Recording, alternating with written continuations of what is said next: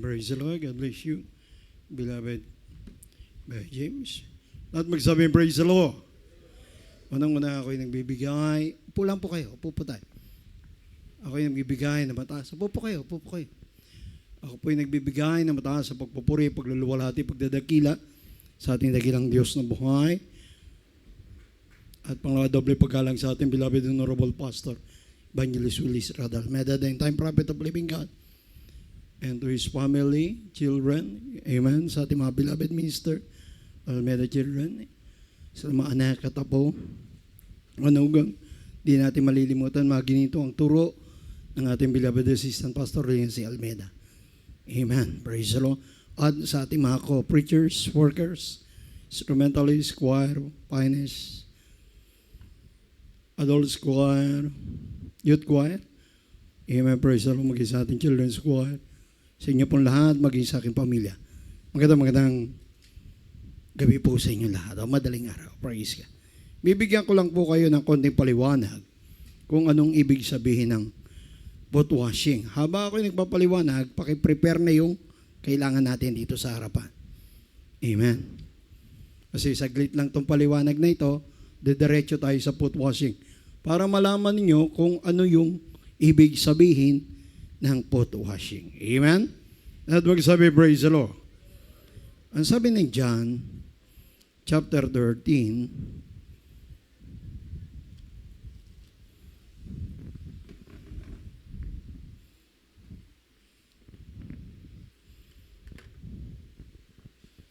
verse 1.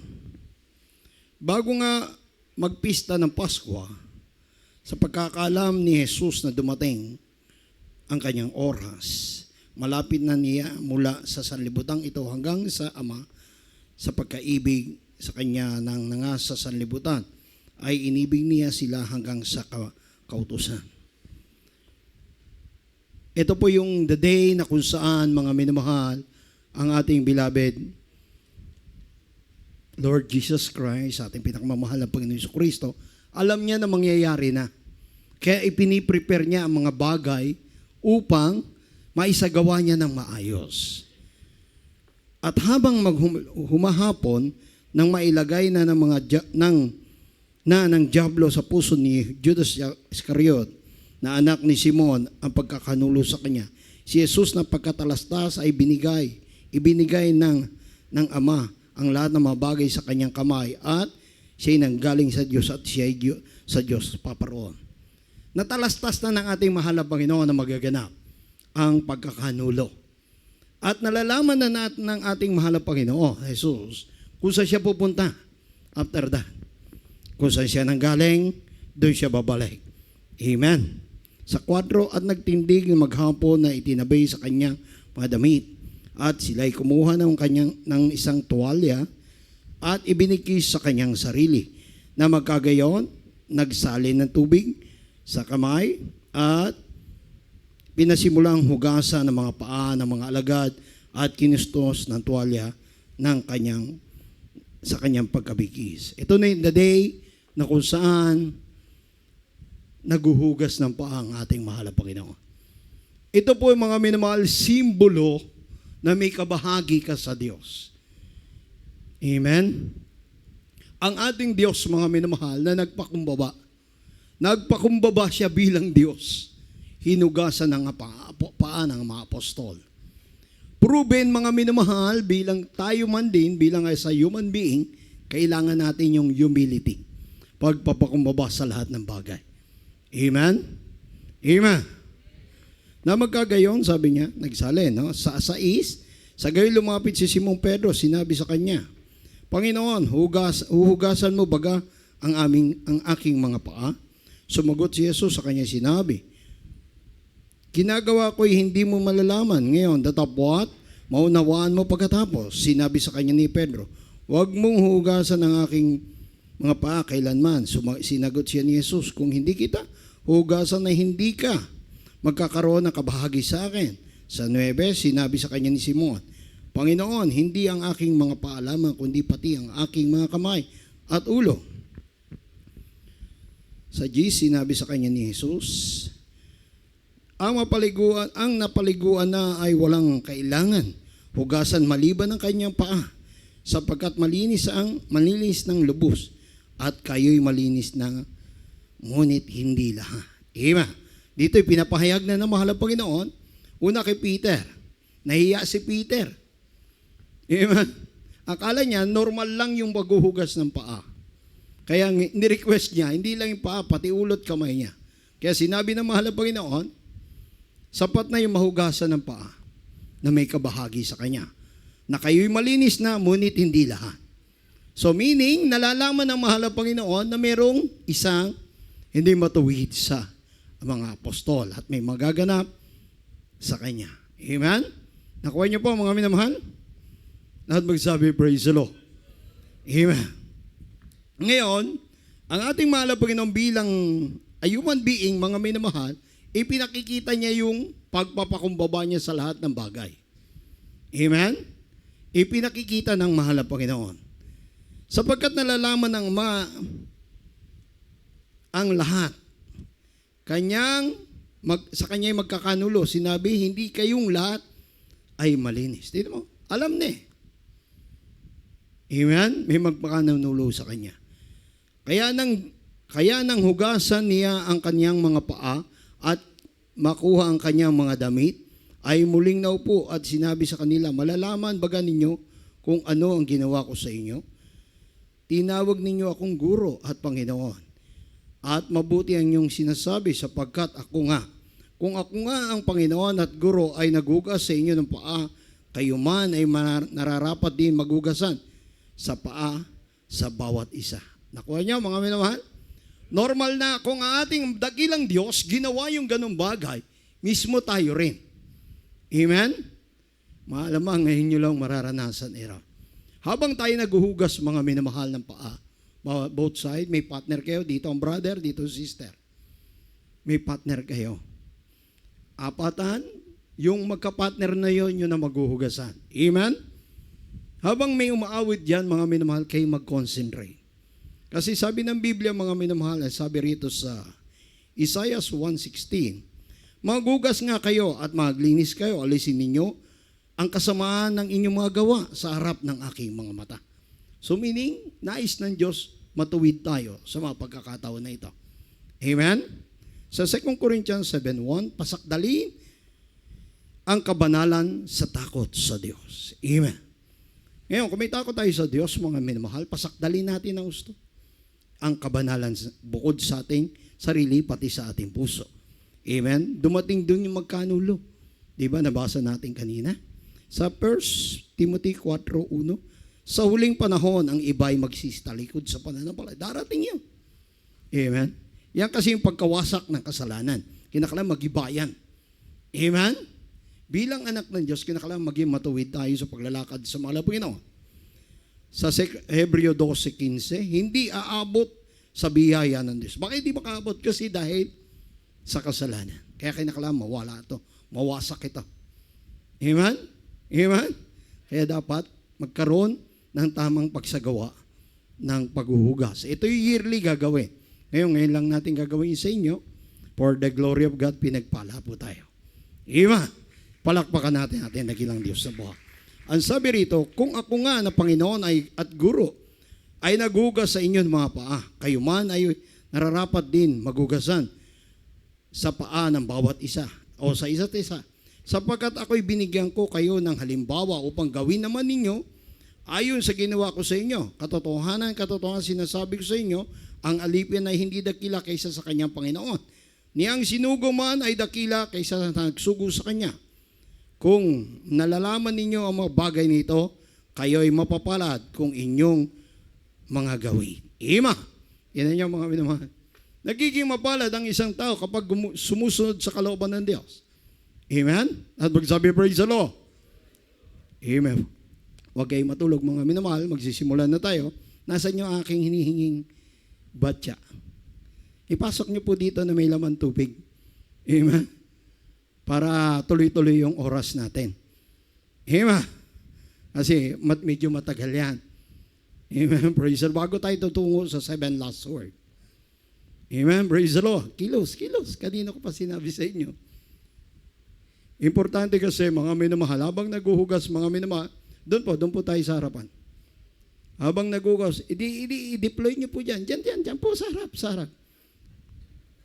Tulong-tulong po kayo, tulong-tulong. Amen, praise the Lord. Ngayon, habang tayo naghuhugas mga minamahal, kinakailangan tayo umawit sa mahal na Panginoon. Praise the Lord. Tayo po yung magsimula na. Nasaan po yung aawit sa mahal na Panginoon? Praise the Lord. Sister na lang po, sister po. Yung mga brother, mag-prepare po kayo dyan. Sister na lang po yung aawit. Praise the Lord. Sige po. Yung magka-camera, medyo mawawala ng tao sa pulpito, ano? Doon po sa paghuhugas ng paa. Doon niyo po itapat ang camera. Amen, praise the Lord. Ngayon kami po muna mauuna. Tingnan niyo po yung aming gagawin para malaman ninyo po kung paano. Amen po? Praise the Lord. God bless po. Simulan na po tayo. Sige po, awit po kayo.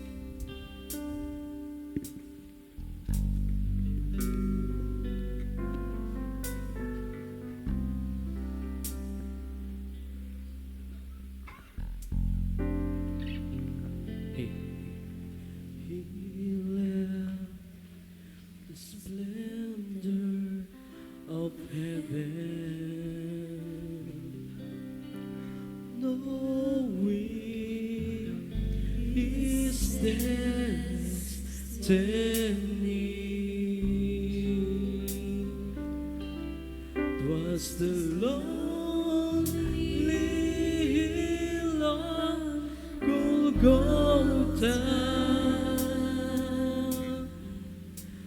there to lay down his life for me.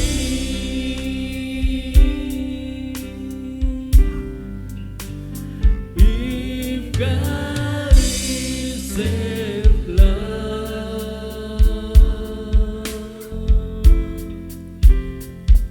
the ocean is dry.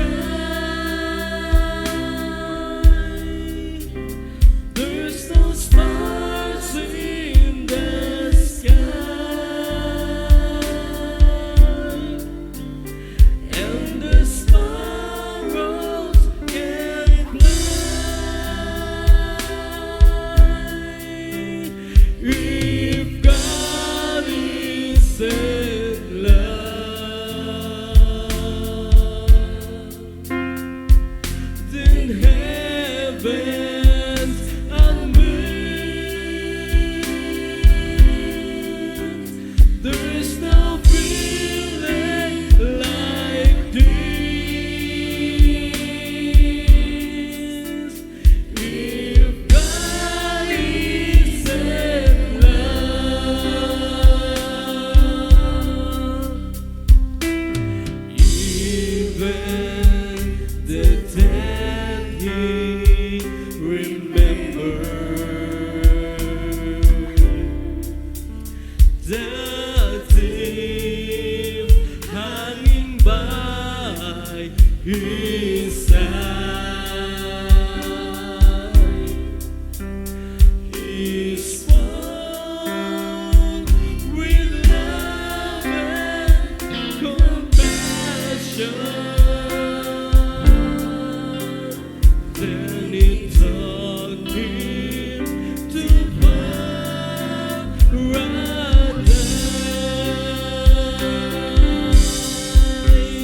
If God is in love,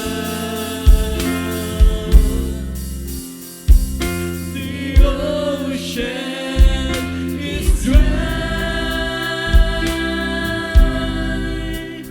There is no stars in the sky,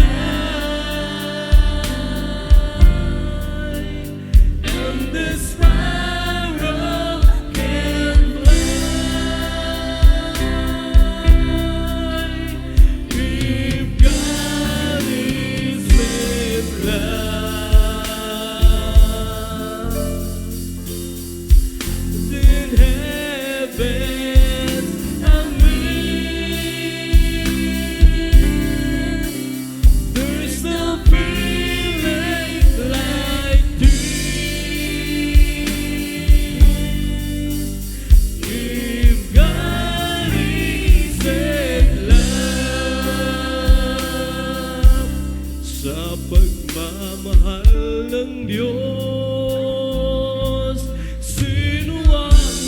hihigit, mayroon ka bang napabatid?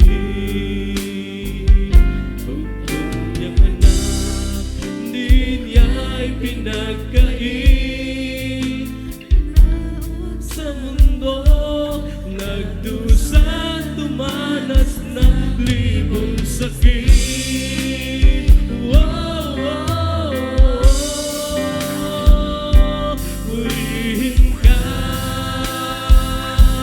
sa dakilang pagmamahal mo. Kahit bayaran ka, ay hindi sapat ito upang ibalik ang dugong itinigis ng iyong anak para sa akin.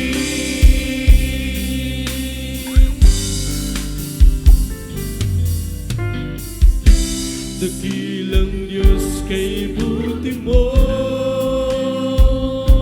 sa isang katulad ko, masuwayin sa nais mo. Di man pansin, laki ng pagmamahal mo. Tinanggap pa rin ako, pinagtatawad sa mga kasalanan ko.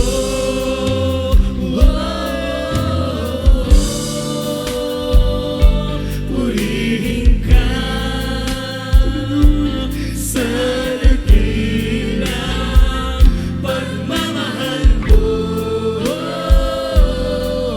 Kahit bayaran ka, ay hindi sapat ito upang ibalik ang dugong itinigis ng iyong anak para sa akin.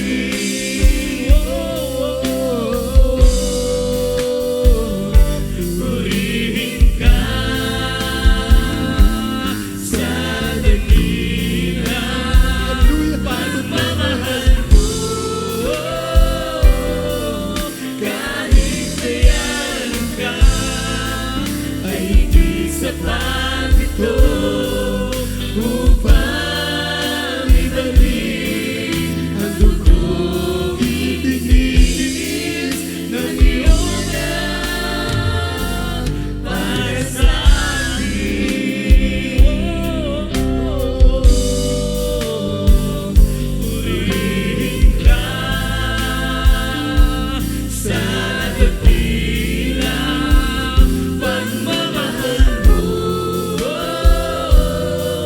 Kahit bayaran ka, ay hindi sapat ito upang ibalik ang dugong itinigis ng iyong anak para sa akin.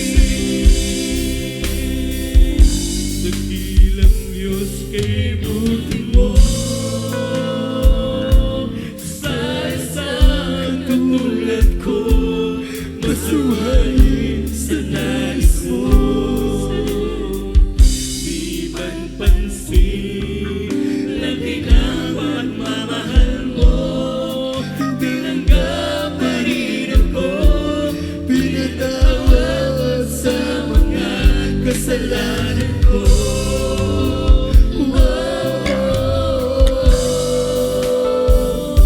Purihin ka sa dakilang pagmamahal mo. Kahit bayaran ka, ay hindi sapat ito upang ibalik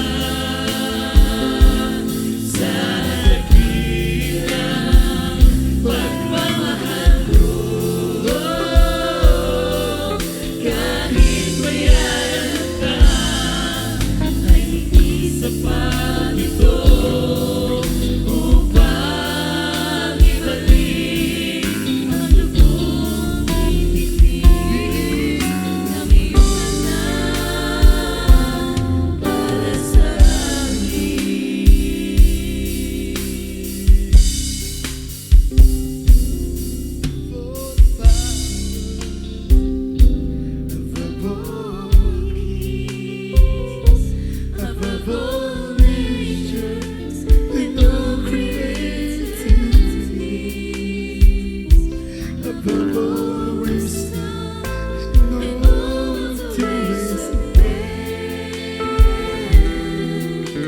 You were here before the world began. Above all kingdoms, above all thrones, above all wonders the world has ever known, above all wealth and treasures of the earth. There's no way to measure what you were.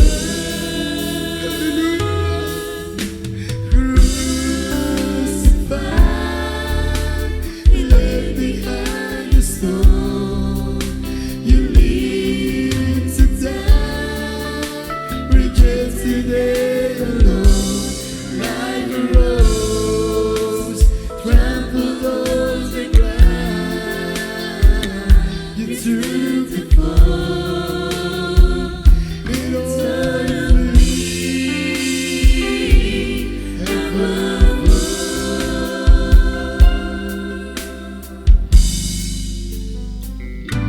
Above all powers,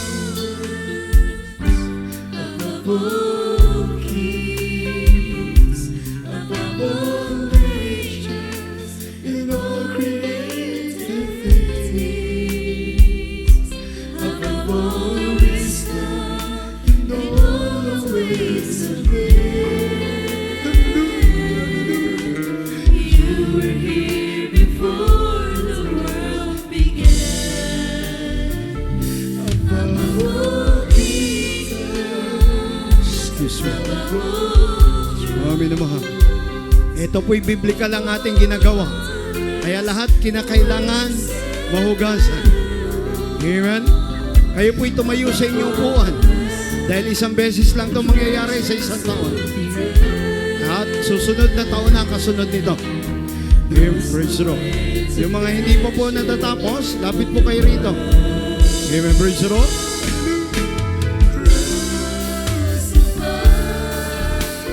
left behind the storm. You lived to die, rejected and alone.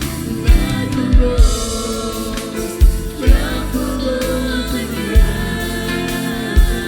You took the fall instead of me. Above all.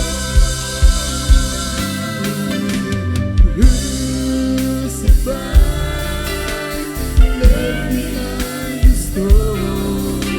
You lived to die, rejected and alone. Like a rose, trampled on the ground. You took the fall in order to leave above all.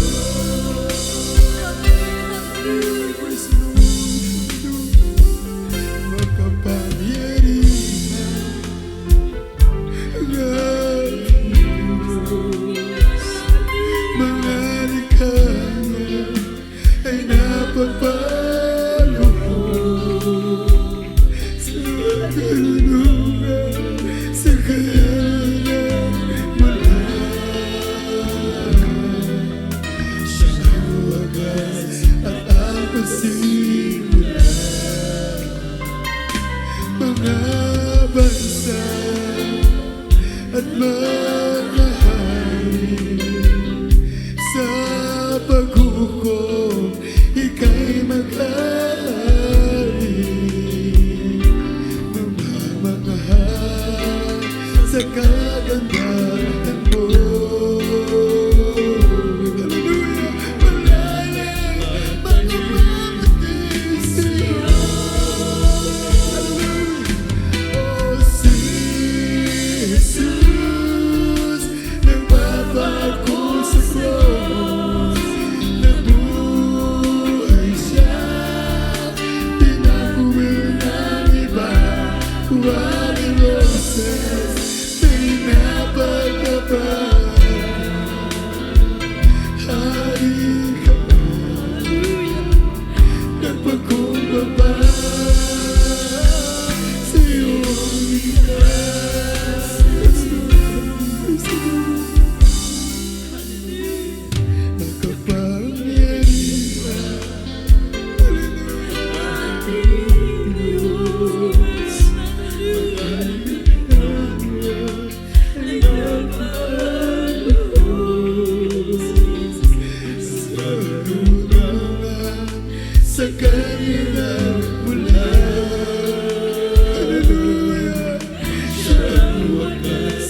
at ang pasimula. Mga basta manahari sa pagbuko, ika'y mag-ahari na mamangahal sa kagandahan mo. Wala nang makahilig sa'yo.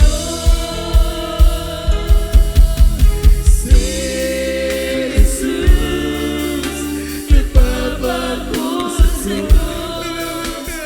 Buhay siya, tinawid ng iba. Waring roses na inamagkapan.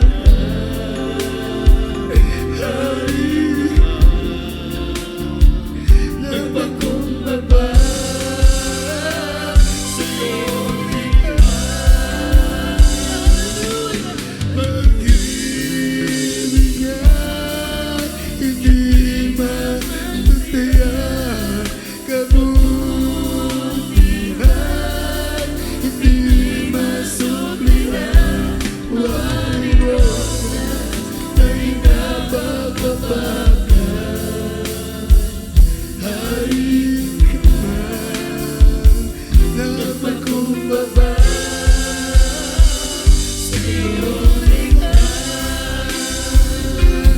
O si Jesus, nagpapaku sa Diyos.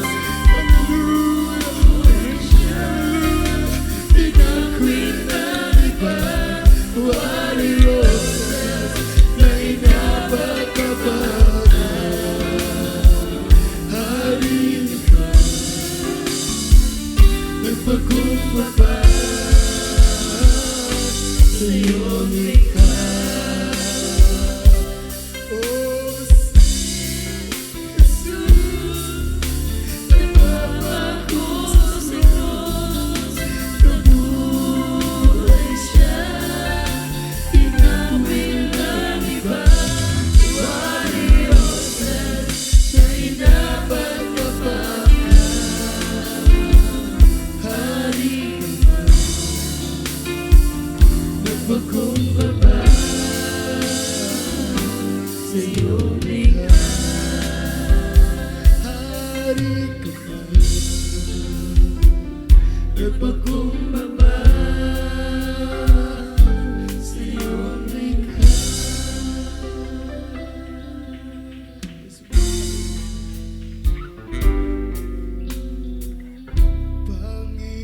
Panginoong Jesus, dati ang plano mo sa'kin, di ko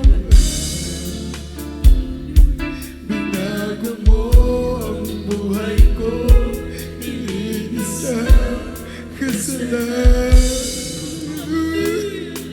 Hinakay mo na mabuhay ayon sa iyong kalooban.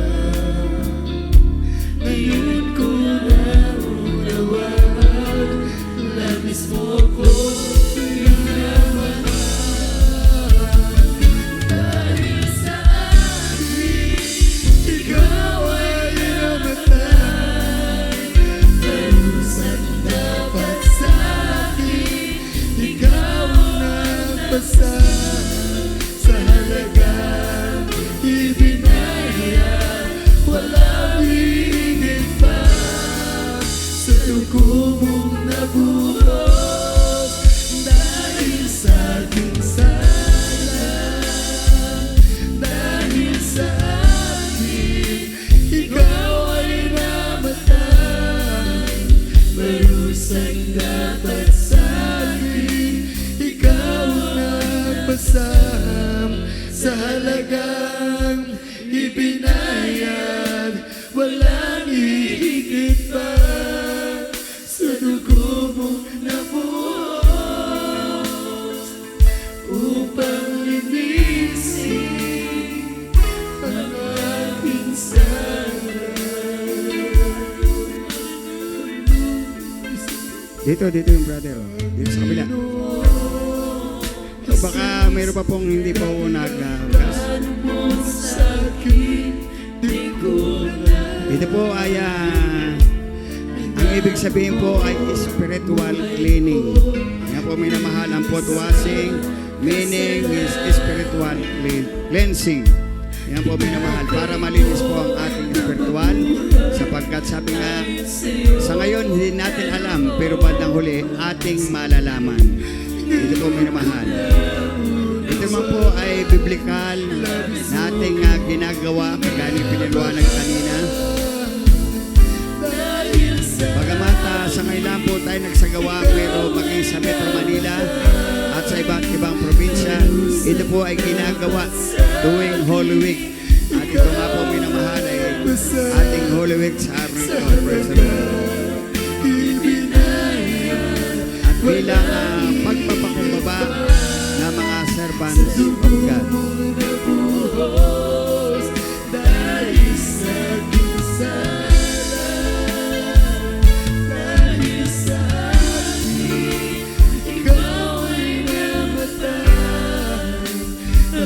Ang dapat sa akin, ikaw ang pasal. Talagang ibinayan, walang hihigit pa.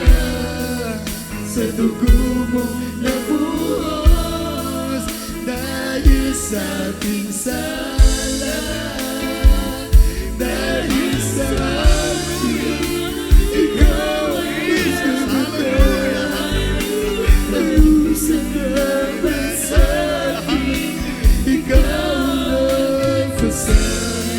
sa halagang ibinayan, walang hihigit pa. Sa dugo mo nabuhos upang linisin ang aming sala, upang linisin ang aming sala.